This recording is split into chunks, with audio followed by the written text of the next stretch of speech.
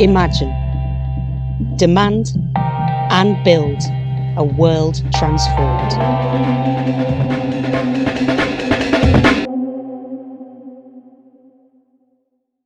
My name is Alex Colas. I'm Secretary of Brent Momentum, and it gives me great pleasure to welcome you all to a discussion that I think many of us have been having across the country, but certainly in Brent before COVID. But obviously, COVID has really focused our minds. And although the food system, and particularly the capitalist food system, is a global one, I think we feel the effects very locally. So today's session was about thinking how there's all kinds of interconnections in our everyday lives, in our own neighbourhoods.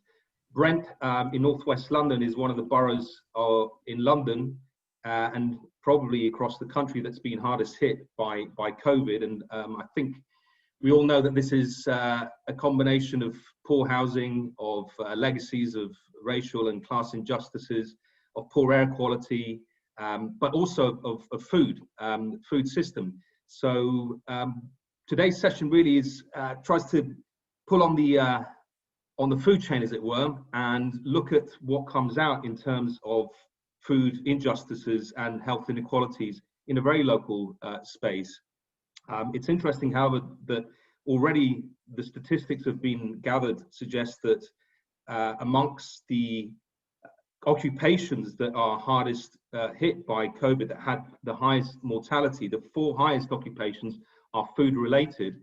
We've seen in this country and other countries how meatpacking factories, food processing plants, horticultural, agricultural centres, for all kinds of reasons, but amongst them also the fact that these are strongly staffed by immigrant labour, often working in very poor conditions, and not just in work, but outside of work, living conditions, has made the whole food system a focal point for COVID.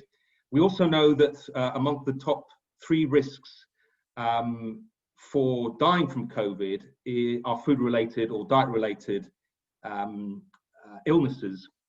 So we're going to try and combine all these things with 3 activists from Brent, 3 residents, people who've worked and indeed been trying to challenge these injustices in our neighbourhood. And we're going to try and do a bit of a conversational thing, looking at everything from how food is produced in our neighbourhood or in our borough, right through to the way it's consumed and everything in between. So I want to welcome Dee Woods, Ishani Salpadoru, and Mina. And I'm going to ask them briefly to introduce themselves, to tell us who they are, and maybe briefly what their connection is to the food system here in Brent. And then we're going to try and organise the conversation in 3 blocks. One, basically, what, why, and where do we go from here? Let's look first at what the situation is, what the connections are between food injustice and health inequalities. And then secondly, why this is the case, try and find explanations. And then most important is what is to be done, what is being done, and how can we take things forward. I'm going to hopefully keep a good half hour for those that want to comment or question or contribute right at the end of the half hour. We'll do it through chat. So I'm going to go in the order of appearance. Dee, if you could just tell us who you are. Okay. Hi, everyone. My name is Dee Woods. I'm a community food practitioner, advocate for good food for all, and by sort of training and family background in agriculture, I'm an agroecologist and an activist researcher.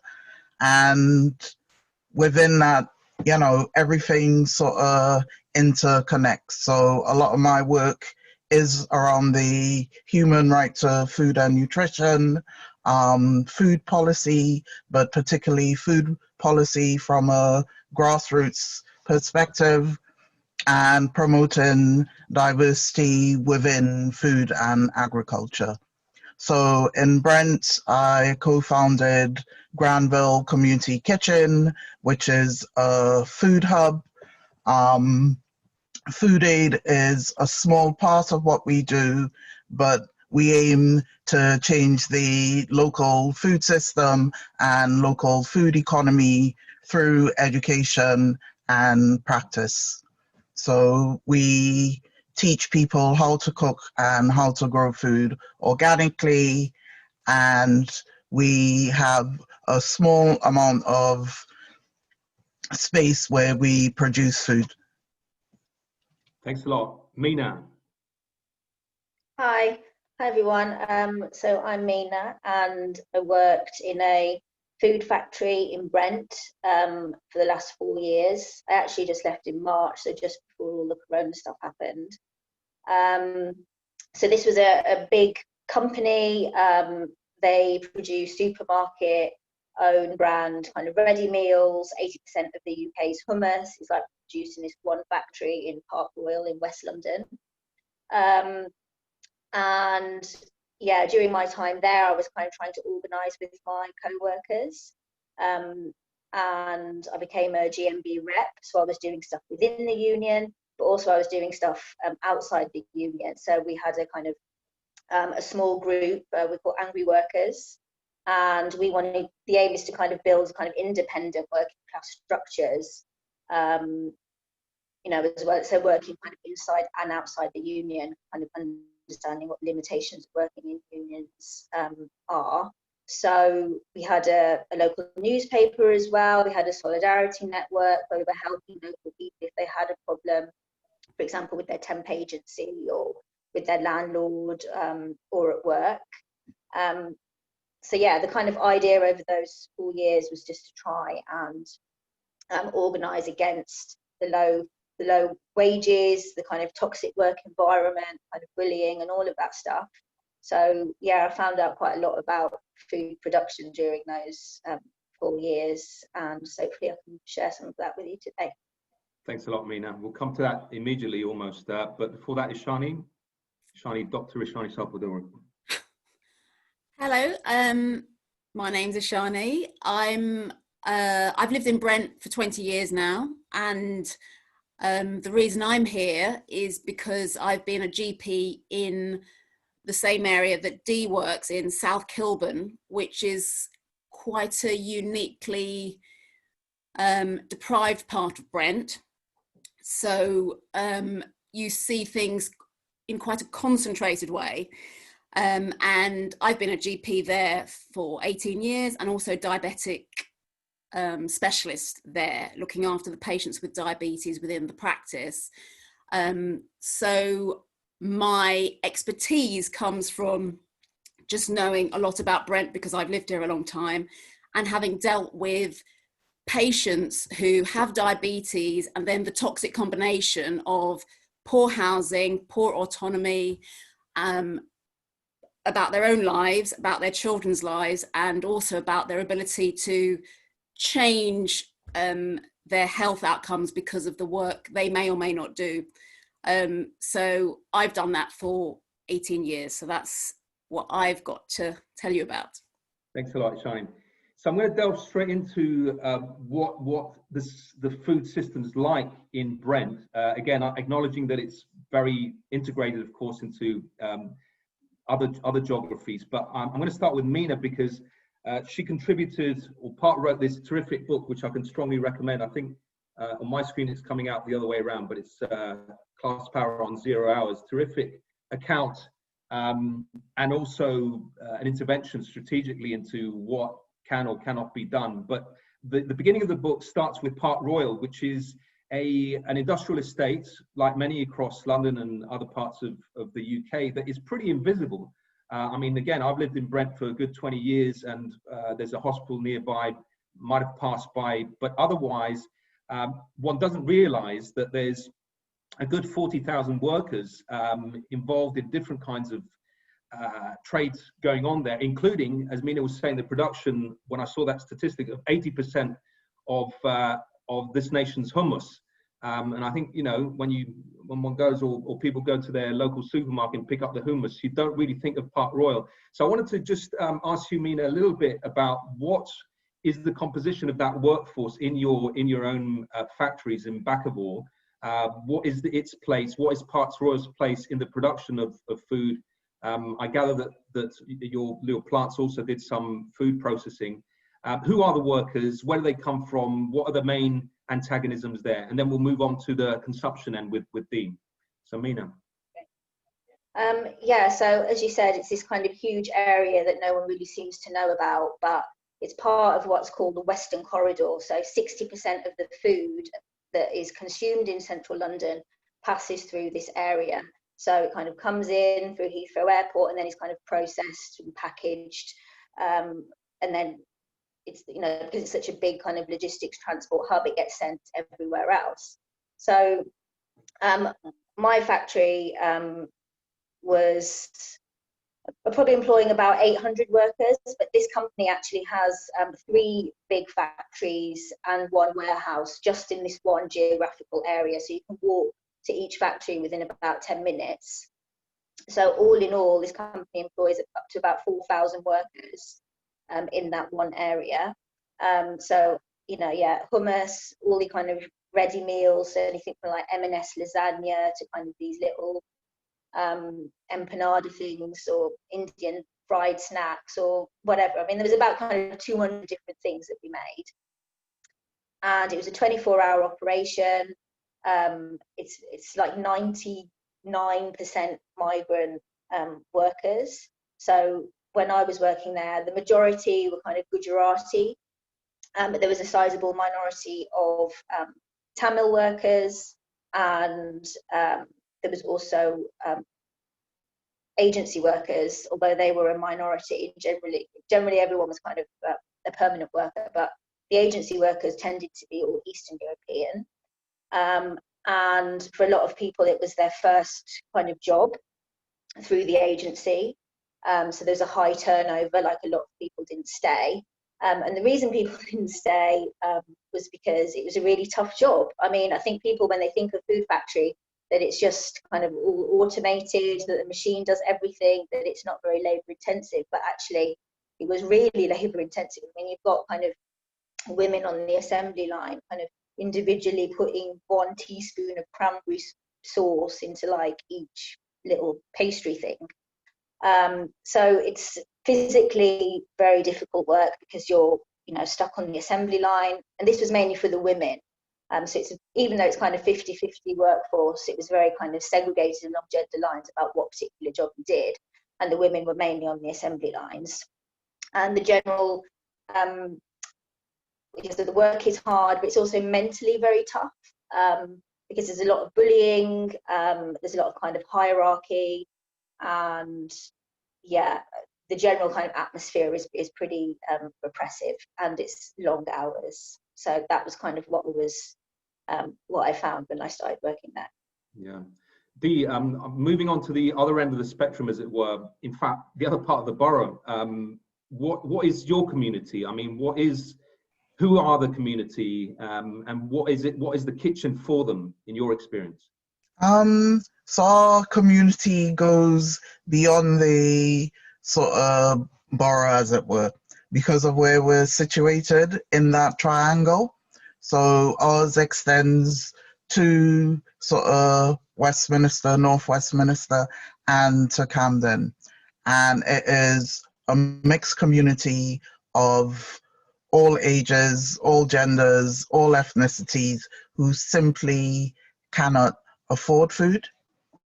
A lot of them are no recourse to public funds.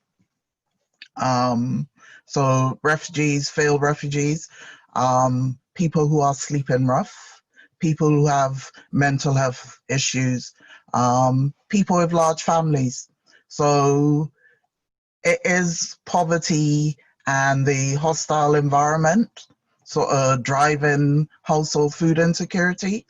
But there's also this planning and gentrification that is impacting on the physical access to food. So currently there aren't any shops except Marks and Spencer's and Best Buy, I think it is, which sells a lot of highly processed foods. So no access to fresh food, no access to culturally acceptable foods. So, you know, it is on us as a community. We are trying to create you know, a healthier food system for people by providing that. One of the issues is that most food aid providers depend on sort of surplus food from the industrial food system, and we ourselves are trying to break ourselves out of that as people who support food sovereignty.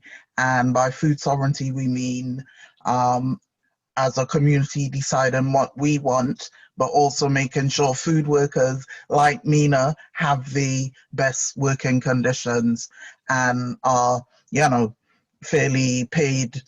So, yeah. So you're a kind of food oasis in a food desert. Yeah, and I'd rather not use oasis and desert because it you know implies that it is part of a natural ecological system when it's not.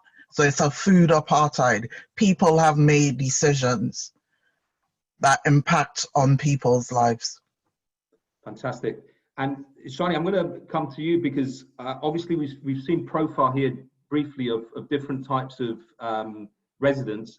I mean, they seem to have a kind of profile that is more COVID prone. So I was just going to ask you if it is the case, as it seems that the top 3 risk factors for dying of COVID include diet-related illnesses, but also the kinds of conditions that Mina and Dee have been talking about: stress, unsociable shifts, changing shifts, you know, mental health dimensions.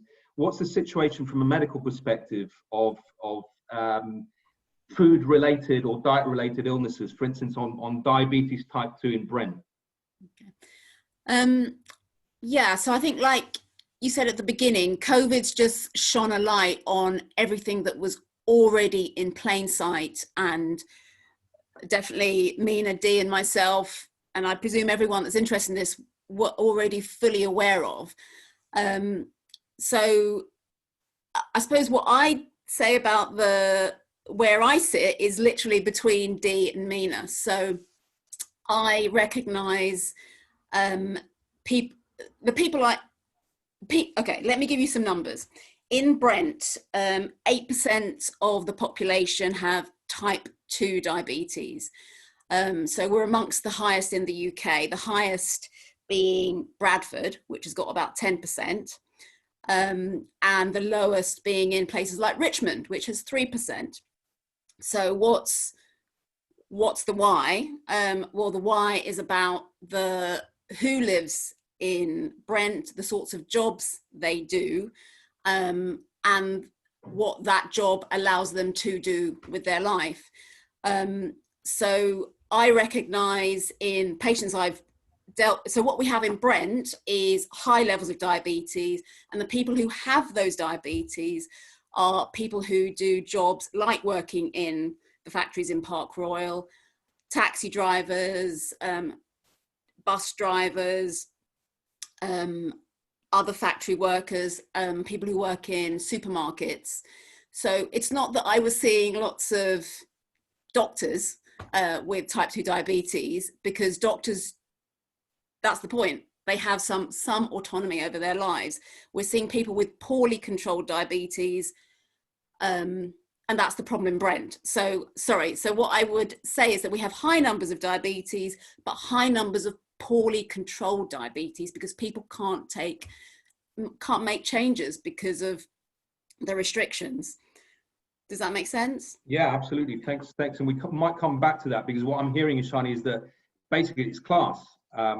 It's completely class. Yeah, okay. Maybe we can come back to that. And so, class overlaps with the ethnic makeup of Brent. Yeah, okay. I mean, let's explore that a little bit more. And I'm going to go from the medical, again, back to the community, Dee, because I know that in your work, which has been, well, over 40 years, hasn't it, all told, in terms of activism, you've focused a lot from the beginning, before it became fashionable, on intersectionality, looking at the overlapping inequalities and injustices of gender, race, class.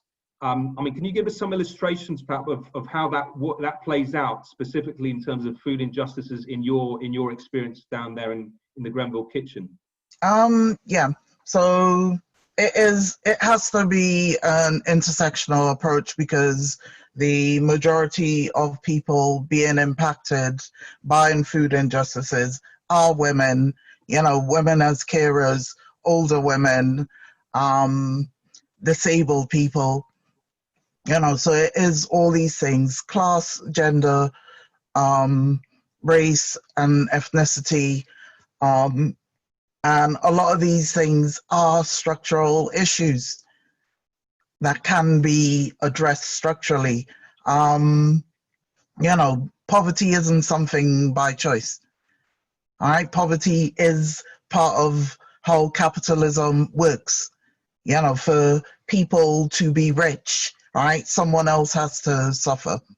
So in Granville Community Kitchen, from the very beginning, we sort of ask these questions, who is missing, who's impacted, and, part of, my own personal experience as a disabled woman of color was that I was impacted by austerity and not having that money to buy food. Right, but having knowledge, having the experience, and we built on that. We built on people having knowledge and experience, even though they might be seen as working class or as poor or as being othered and not having anything to contribute economically. All right, so we valued all those skills. All right. But if we want to look at statistics, Brent has one of the highest incidences of sort of child poverty. And normally I don't like to break up poverty, because poverty is poverty. So we have 43% of children in Brent who are experiencing poverty. That means these children are also going hungry. Likewise, the GLA did some research last year. They weren't able to break it down properly into boroughs, but Black women and Asian women are the ones experiencing poverty the most. During COVID-19, at the beginning of the pandemic, the Food Foundation did some research and found out that, Black people were twice as likely to be experiencing food insecurity. And at Granville, we're currently doing some research, and, just roughly, it is the same, right? Black and Asian people, and mainly women, and women with children or older women, are the ones being impacted the most. Yeah. So I want to go back to Mina and see how that plays out in the factory setting. I mean, Dee has already mentioned certain kinds of demographic, sociological characteristics, which, as you very rightly said, are not natural. These are political and structural issues. But I'm curious, Mina, in terms of the everyday, you talked a little bit about the workplace, but of course, then a lot of our lives and a lot of workers' lives are outside the workplace, in housing, in care, either of elderly children, whatever. What was your experiences and your co-workers' experience, even basic stuff like lunch hour? Is there a lunch hour on the plant? What do people eat? What's their diets like? Do they have time to cook at all? Oftentimes I'm from a sort of more teachery kind of perspective, I'm curious about ethnic foodways or transnational foodways. People often bring, you mentioned the book, some of the workers are recent arrivals, and they come with greater knowledge of how to cook and how to make food go a long way. So I'm just curious to know if that played out in your in the shop floor.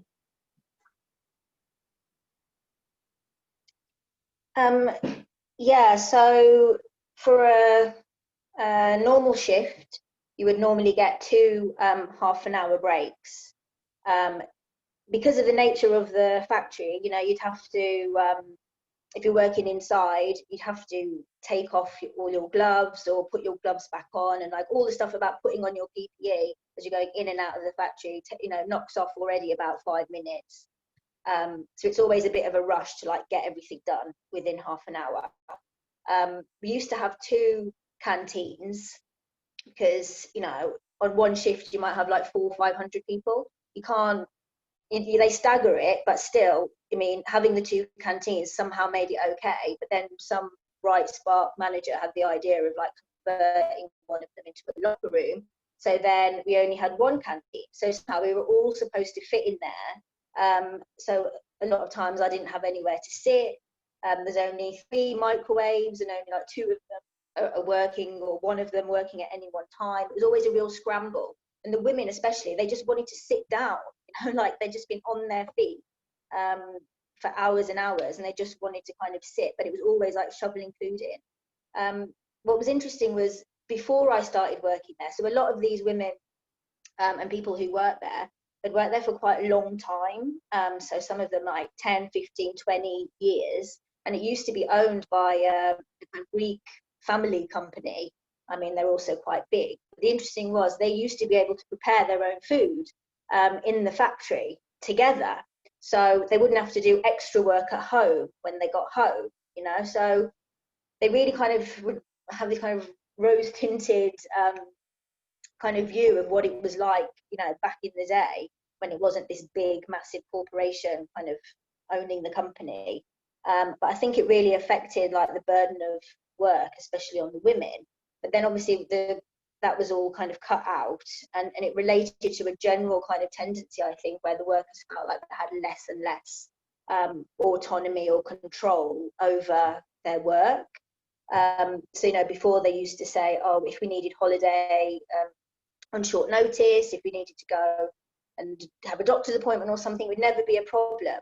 And now, I mean, that was just impossible. I mean, the level of kind of surveillance and control at the workplace was really intense. And so that's why it was quite interesting about the point about poorly controlled diabetes. You know, it's like, it's a battle even to just leave the floor and go upstairs to take your medication at a certain time, you know, like, so I can understand perfectly why it's kind of difficult to control those kind of diseases at work. And I think, so this issue of control at the workplace is really fundamental. And so the 2 reasons I think why it's so repressive is, one, the nature of the work is such that, you know, it's assembly line work. You can't just leave because it will kind of mess things up for the next person on the line. So assembly line work tends to be kind of the most regimented, in the sense that, you know, you have to kind of ask, you know, can I leave? Can you get someone to replace me? That kind of thing. And also the pace of the work and the general pressure to like get all the stuff out on time and meet all the terms of the supermarket contract means that it's just very intense. So, you know, you can't just kind of wander off. And the second reason why I think there's this culture of oppression is, you know, it's just like really hard work and the pay is crap. So you really need to kind of be standing over people with a stick, because any kind of rational human being would be like, why am I doing this? You know, like, why am I putting in, why do I have to give 110% when you're only paying me like 3p more than the minimum wage, you know? So I think, you know, those 2 factors kind of make that quite a difficult work environment. But yeah, I mean, what people would eat, it was very, a lot of them would bring in their tiffin kind of box tins. And so they, you know, the women would make all that food at home. But it was like a lot of rice, very kind of simple food, like maybe a few vegetables, but basically stuff to fill you up, and kind of sugary kind of Indian snacks and sweets to kind of keep you going.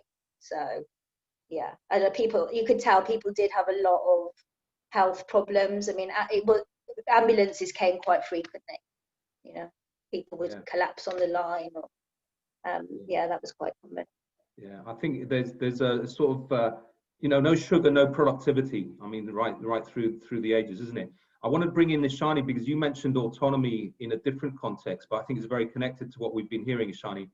You know, patients' autonomy over their own bodies, over their own diets, because isn't there a certain right wing, and it's not even right wing, a sort of liberal sometimes view that, okay, if people just make the time and cook proper food and you know, learn how to cook properly, then their diets will improve and their health will improve. You know, it's a very individualized understanding of responsibility, but that's not, from what I've heard, your experience as a doctor. Yeah, no, I mean, absolutely, Mina, that completely, that is the experience that I've heard told to me, you know, face to face by people. I mean, I think just to put that in context, so Brent, having realized where Brent stands at the moment is that they have a huge spend on diabetic treatment. Medicines for diabetes are very expensive, and the pharmaceuticals just love coming up with another new medicine that's going to cost even more money, is going to be the answer to everything, which is clearly it is not. And we are talking about type 2 diabetes here, not type 1. So Brent's, having realized they're spending so much, their intervention to stop that spend from the health budget has been to very much push down an individual approach. So there's something called the Community Diabetic Team, which is about support coming to GPs to help the patients who have bad numbers. So in South Kilburn, we had some of the worst controlled diabetes in the borough, but the policy has been to push that down to individual GPs with their patients. But that doesn't take into account at all what Mina's just saying, that people, for them to change something about the way they eat, to change something about the way they may exercise, and the way they feel mentally, to look after yourself, you need to feel mentally happy and want to. There's no link in with work. So I Googled it just out of interest, because I wasn't actually sure what the policy on Diabetes UK is. Diabetes UK is a charitable organisation that you direct people to for general stuff once they're diagnosed. And this whole thing about shift work and needing to see your doctor or needing to change things to improve your diabetes, their bottom line there is talk to your employer. Well, you're clearly not going to get anything out of your employer if you are on a 0 hours contract, you're working in factories or other similar things to what Mina's described. And I have had all of the people I know who have been unable to change something. I can think of a Gujarati, Pakistani, white working class young man who had real insecure housing, and their employers just, it isn't in their interest to care because they can get someone else like that. So all these people essentially have to go off sick, which, if, you know, that depends what relationship you've got with your GP, where your GP stands politically, quite frankly. And sorry, I've lost my train of thought. Anyway, don't worry. But the point being that work, there's no link up from Brent Council. There's no political understanding from Brent Council's diabetic strategy, diabetic charities, that there's a huge political emptiness around how you're actually going to get people and organisations to change what they do. And I would include the NHS in that.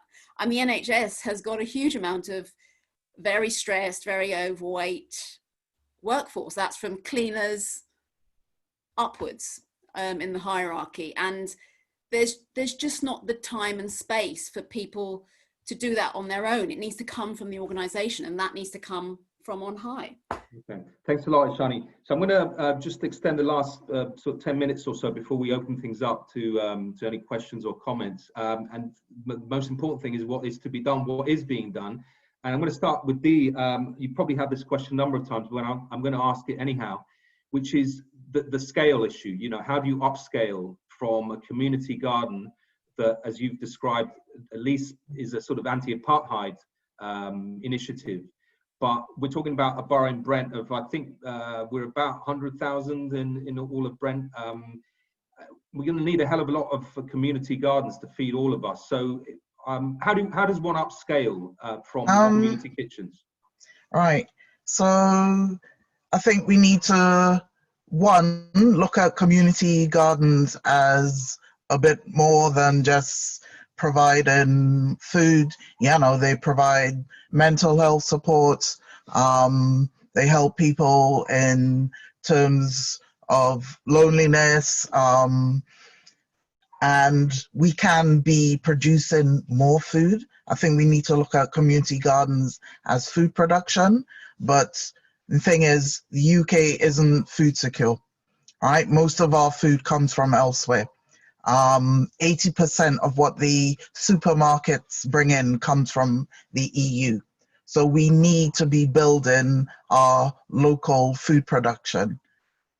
And it does mean us moving out of the city and supporting sort of what we call peri-urban farming around the edges of London, but also in rural England.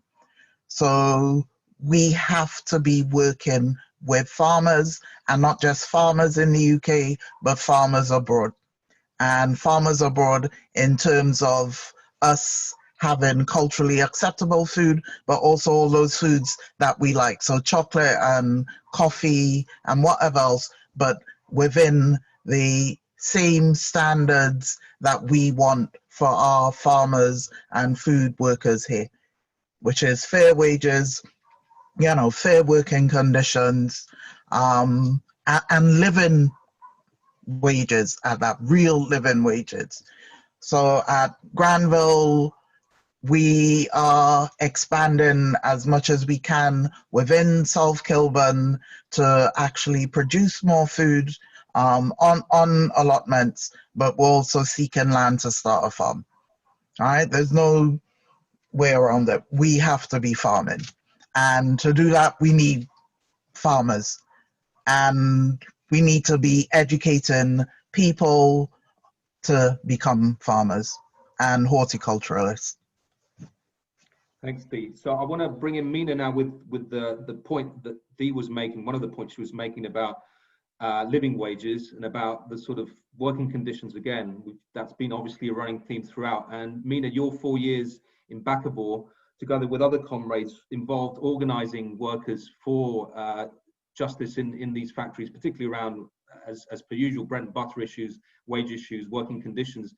But the story you tell in the book is, and one that I guess is quite familiar to many of us, is it's a challenge, isn't it, to organise workers, migrant workers who segregated often by management deliberately, by gender, by nationality. Tell us a little bit about your experiences in trying to organise those workers, those food workers. Okay, just quickly to kind of respond to Dee, yeah, breaking down the divide between city and countryside. Yeah, definitely, that's what we need to do. We need to definitely pay living wages. But I mean, I don't think that the capitalist system is will give us that. You know, like I think the point of kind of breaking down those barriers and being able to kind of diversify food production means that necessarily we need to kind of move beyond the system that we've currently got. But also maybe the slight difference is, while I think kind of modern food production is really wasteful and, you know, it's sort of plastic and it's kind of a lot of sugar and salt and stuff, on the flip side, industrial food production, I wouldn't just totally like put it in the bin, because it's really decreased the amount of time that like people, especially women, have to spend on like cooking. So in that sense, like, you know, having a kind of the knowledge of industrial food production, I think, has created the material conditions for some kind of move beyond the system that we've currently got, some kind of emancipatory forces, like giving us kind of more time and energy to like think about other things. And I think if you want to make the argument to like go beyond capitalism, you know, the fact that we all have to maybe become farmers and do a lot of work, I mean, that's quite, you know, a lot of work, let's say. No one wants to kind of spend like all the whole day like doing backbreaking, you know, farm work. The industrial kind of setup might provide some solutions, although obviously it's very problematic within a kind of capitalist framework. So in terms of like challenges to organising, yeah, I mean, it was really difficult. but there is a lot of potential collective power in these workplaces. I mean, 3,000, 4,000 workers could control if the supermarket shelves within the Greater London area were stocked or not. The problem is, like, individually these workers are quite weak. As the stuff you said, Dee, about the hostile environment and stress and all of that, basically like being poor. How do you kind of flip it and like try and encourage workers to come together and use that potential collective strength? So this is kind of the problem that I had, and why I had to kind of use lots of different methods. So it wasn't enough just to be in the union. I did as much as I could within the union. I was able to organise meetings like just for women, just for cleaners, basically going back to basics for workers to kind of come together and just start discussing their problems and thinking of ways to do something about it, and not necessarily having to rely on the union, because frankly the union was at the branch and regional level was just rubbish. And not actually, even worse, they were like effectively putting barriers for workers to try and come together to do something. And I was a GMB rep, and I mean, maybe if you've heard about the recent report that came out about all the problems within the GMB, and like I faced all of those. So it's not enough just to say, oh, workers need to join a union. I think workers generally need to like find their own voice and use whatever means necessary. And then if the union can support them in something, then fine. But there needs to be some kind of independent, working class structures that then can use whatever they've got. Because if you just rely on the law, that's not going to help you. Like we know about trade union laws and how restrictive they are. If we just think, oh, we have to go on strike, then that's a very laborious process. When I was a rep, we got the closest that we've ever been to a strike. So it's been recognised for the last 10 years, and they've never had a strike ballot. We got very close to a strike ballot before we had the rug pulled out from under us from the union and the management working together. But yeah, so we tried to do stuff from outside, like putting in leaflets, trying to kind of make workers kind of discuss in the canteen, like, oh yeah, this is, a kind of common problem, and just start those discussions rather than just think, oh, we're kind of the victims of this, like, oppressive system. And, it was successful to varying degrees. But yeah, it's a hard slog. Thanks a lot, Mina. Shani, if you don't mind, I'm going to move on to opening the discussion, because I think you pretty much, maybe we can talk about it later, but I think you had an answer to what Brent should be doing, indeed the NHS should be doing, which is linking up a lot of these diet-related situations, illnesses to workplace, right? Did you want to have something to say on this? Do you want me to answer that? Yeah, I just briefly, before we open things up for discussion. Yeah. There's just so much, I mean, it's such a cliche now, but the working in silos is just ever, ever present. So, and it enables workplaces and whoever else, Brent Council, to absorb itself of any responsibility. But I think the one thing I wanted to mention, which I think Dee briefly mentioned, was children are the key here as well, because the poor situation lots of children find themselves in currently is, I mean, COVID's obviously, for most children who are already badly off, that situation's been made worse, and then their future, I don't know what it holds for them if nothing changes with regards to their health, let alone regards to their employment. But what I think needs to happen is there has to be a link up between health and schools. There's currently, they've pretty much cut that link. Health and schools, in terms of driving what the public health agenda might be, and public health needs to link up with work. So work should be accountable to public health in some sense, because this is fundamentally all of our problems, this ill health, now that it's actually, if you're looking at it from a spend point of view, which is what the government are worried about, it's a ridiculous waste of money if you don't do something to prevent it. And prevention will come through linking up those sorts of things. And I think exercise and some sort of canteen type, industrial type food delivering in workplaces and schools, good food that might come from what Dee's suggesting, more localized ways of producing food and then delivering it to schools and workplaces. So women out and men, whoever's doing the cooking, isn't going to have to cook or not cook and buy very poorly cheap food. That is the future. That's my answer. Thanks a lot. Okay, I'm going to open things up, and we're definitely finishing at 1:30. We don't have to go till then, but if I could ask you, if you want to make a comment or ask a question, to put it on the chat in the first instance, and then I can call you call you up or ask you a question if you want me to do it. While people think about what they might want to do, I wanted to bring in Dee just very quickly on the national food strategy, because part of your work is also not just in Grenville, but you sit on various bodies. I think the Food Foundation is one of them, and then other outfits in London. And what is your reaction to the national food strategy, the first part of which has come out, the sort of Dimbleby report? Okay, so I'm not on the Food Foundation. I am an advisor to the Mayor of London on the London Food Board. I'm a trustee of Sustain, which is a national charity for food and farming, and I'm also a director of the Land Workers Alliance, which is a union.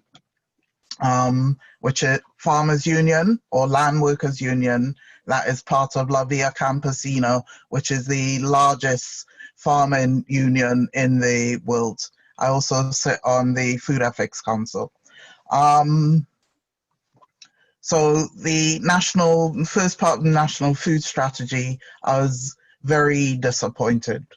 As someone who sort of was a co-editor and contributed to the People's Food Policy, which was an integrated set of policy proposals for a food strategy, which included health, it included economy, trade, as well as democracy and other things. I was really disappointed that this, whatever you could call it, sat within outdated and misinformed views on food and agriculture. And part of that is industrialization. Mina, I think when you say industrialization, I think you mean really efficient and supportive of people rather than industrial. But this industrial food system is what is killing us.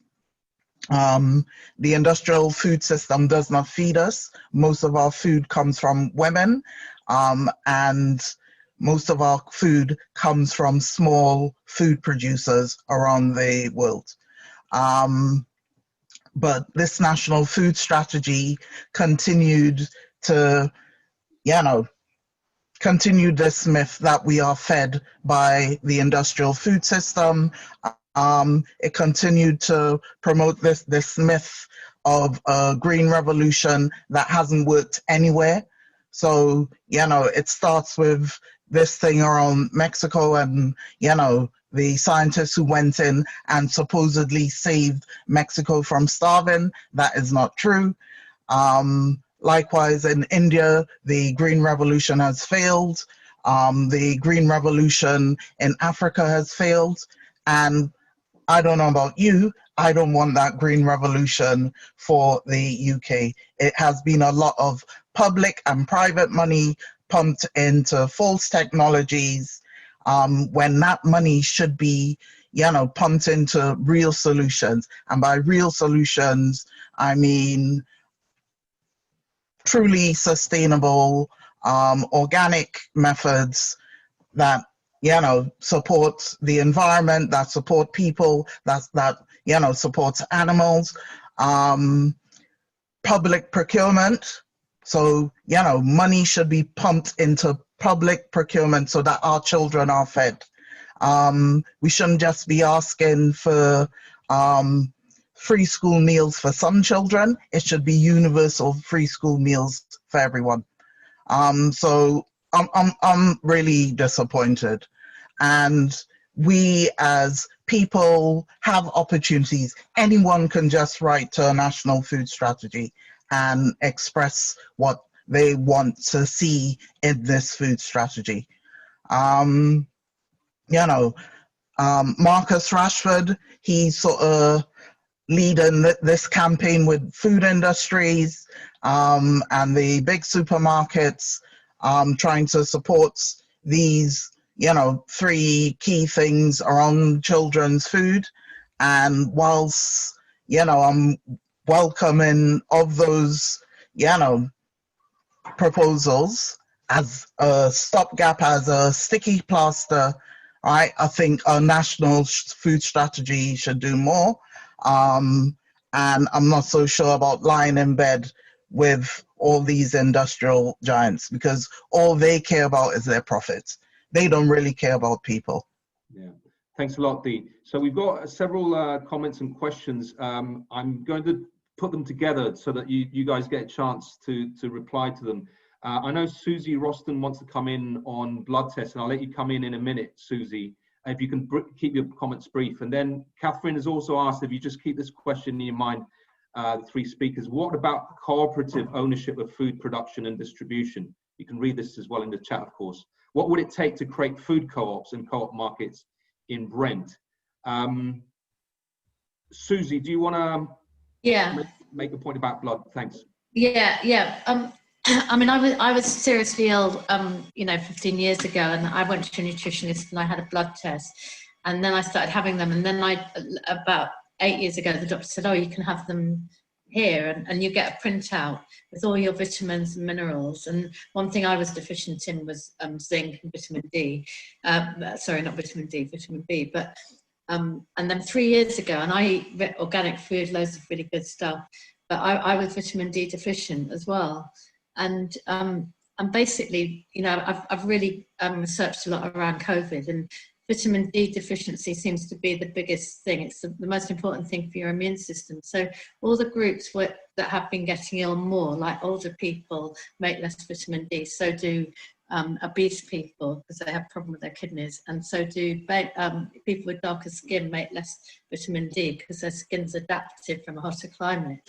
So if they actually just said that, there are lots of articles you could Google about it, you know, Guardian articles and things. So basically, the government could be funding to deal with the COVID crisis as it is. Instead of stopping the economy, they could actually be suggesting that specific groups go and get blood tests, and then they could talk about diet and supplement, and also where people haven't got food, you know, look at, obviously there's a lot of poverty around food as well.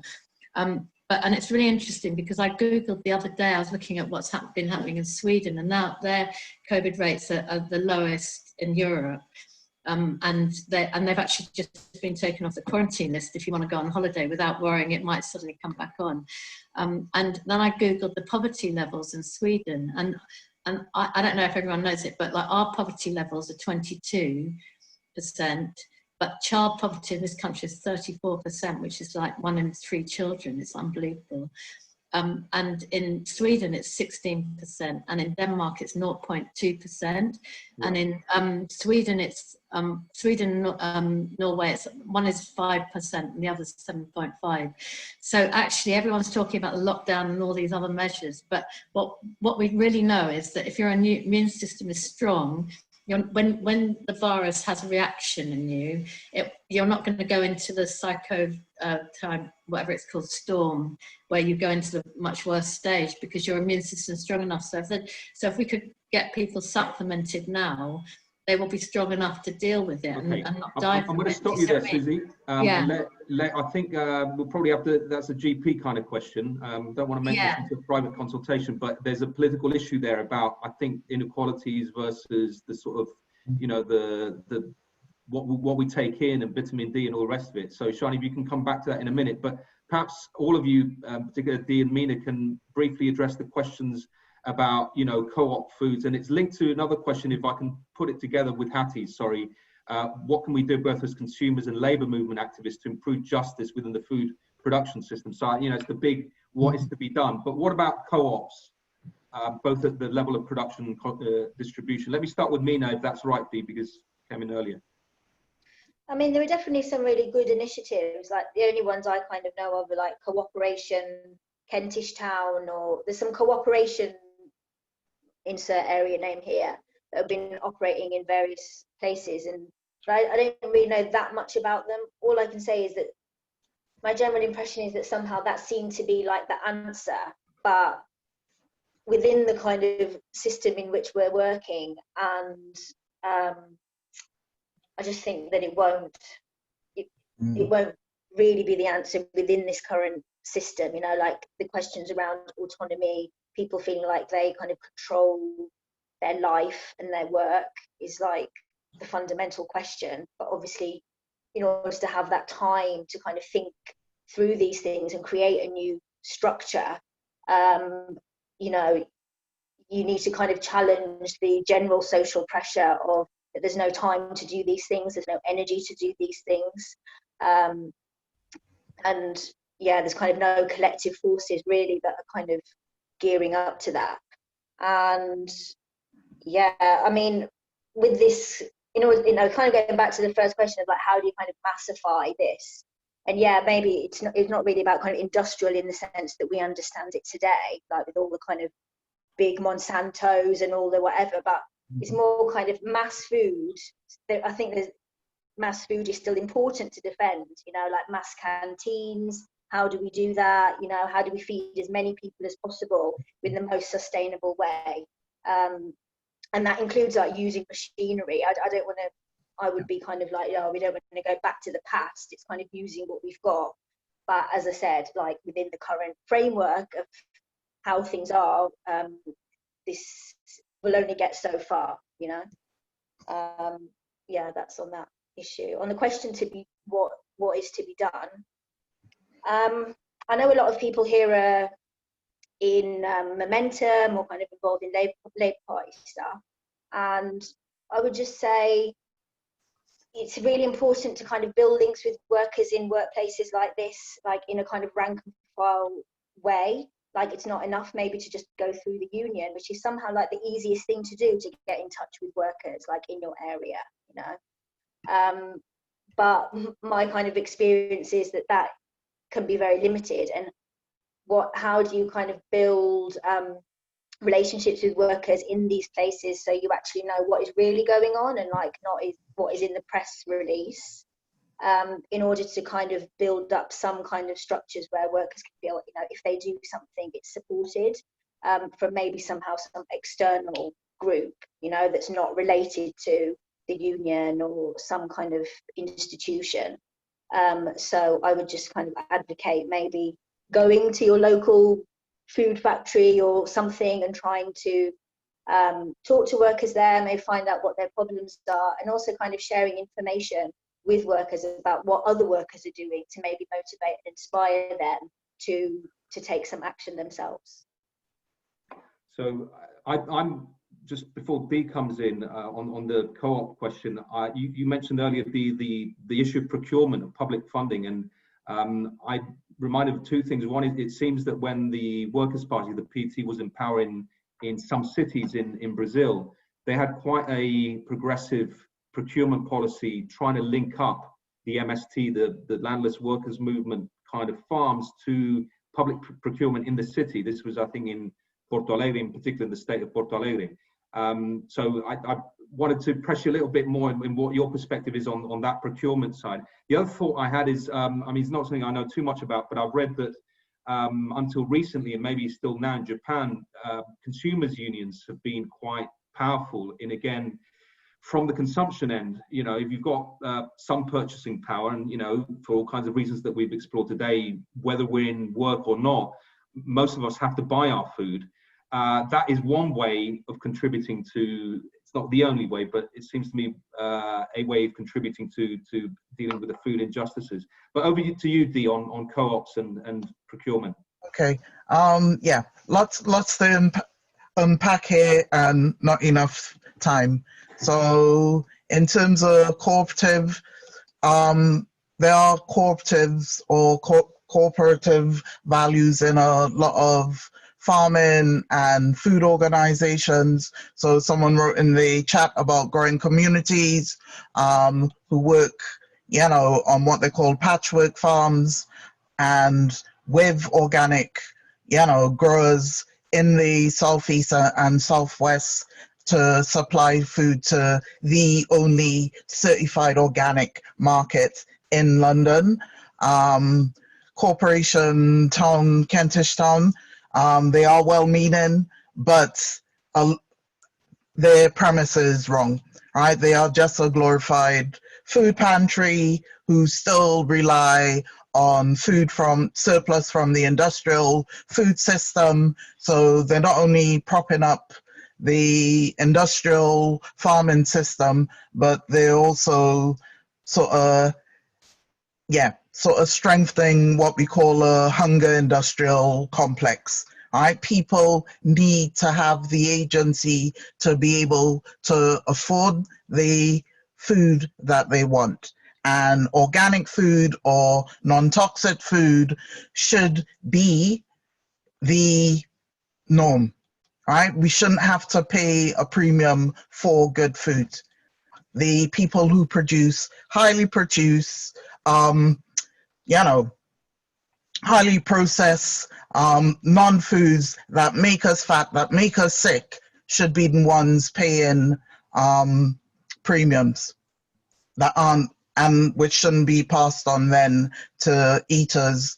I don't like the word consumers. In terms of, so there is already an alternative to the capitalist food system, and it is that alternative that shone during this pandemic. So social solidarity economy, CSAs, community supported agricultural schemes at Granville, that is part of what we are doing right now. We are about to launch a solidarity veg box scheme by working with Land Workers Alliance farmers, but also local horticulturalists within London to provide food for our South Kilburn community. And it is solidarity because we are starting at, at the price or equivalent of a Healthy Start voucher. And we are registered, with Healthy Start, but also because we're asking people if you can buy shares, which means that someone else who can't even afford, £3.10, that someone else can have access to good food, and I mean organic foods, or organically grown food, and that includes food coming from Africa to meet sort of Caribbean and West African needs for now, but we hope to expand that. In terms of, what was the other part, Alex? Procurement. Yeah. This country can be doing a much more. I think we need to be viewing food differently. Food is a public health issue. Our diet is a public health issue. All right, we need to be seeing food as essential to life and to well-being, and not as a consumer product.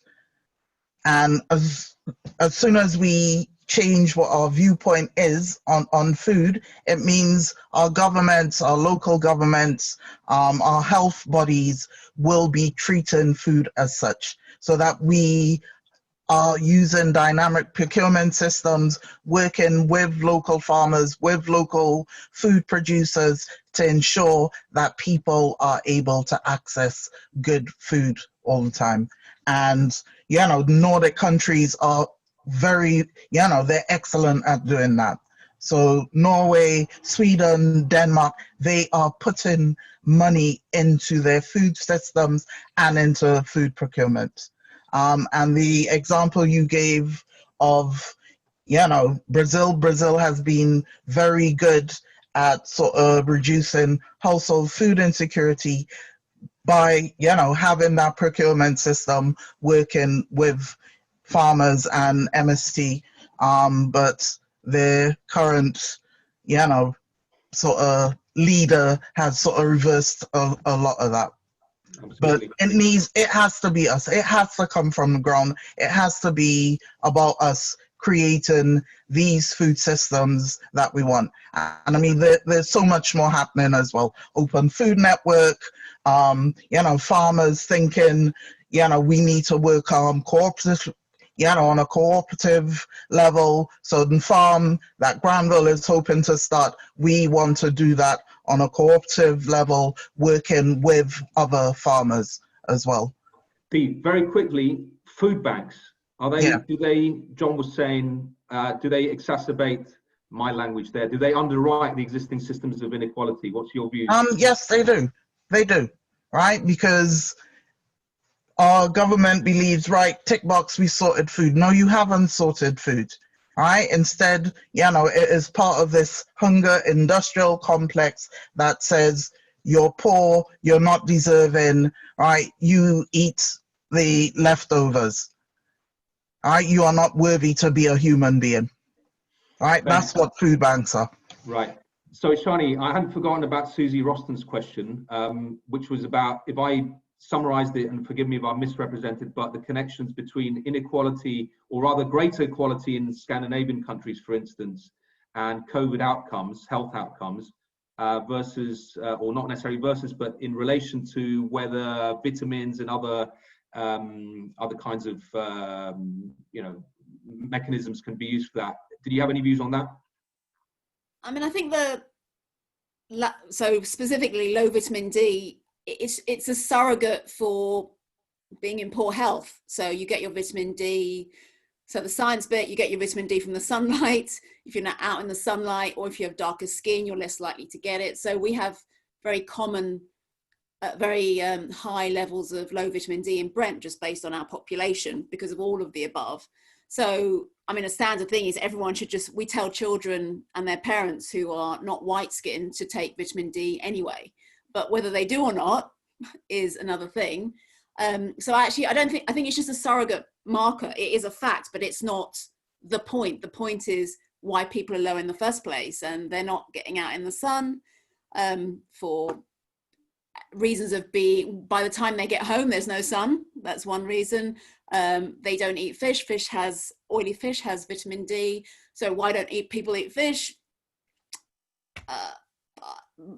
Well, in terms of some people I see, that's because they don't buy any, or don't necessarily know tinned fish might be a cheap source of vitamin D. And anyway, yeah, so that's the short answer to that. I think it's narrowing down on something that is a tiny part of what is the huger problem.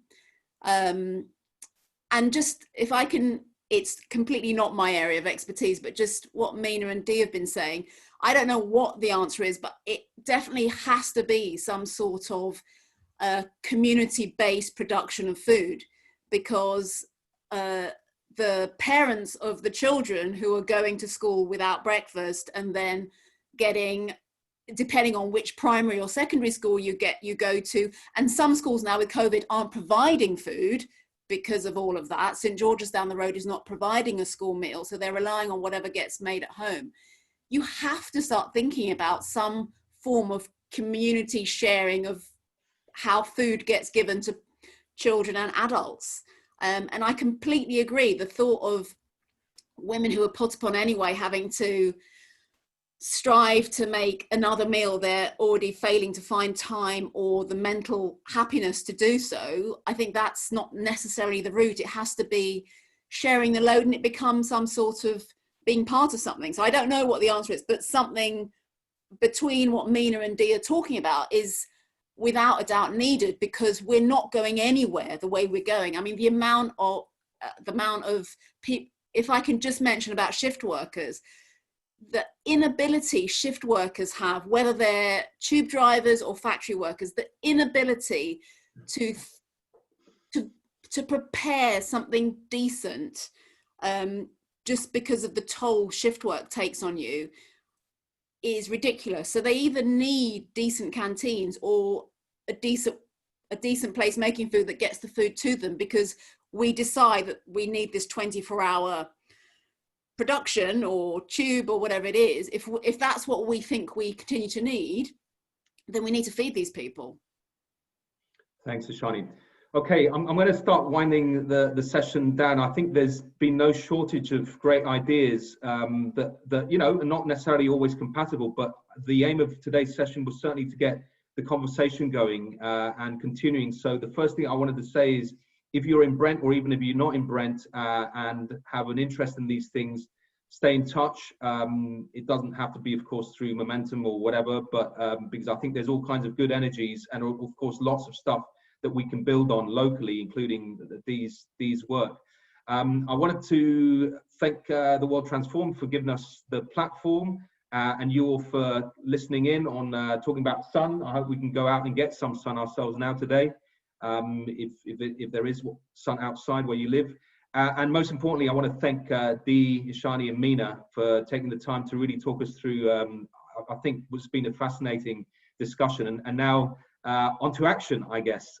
So thanks a lot, stay in touch, and stay well.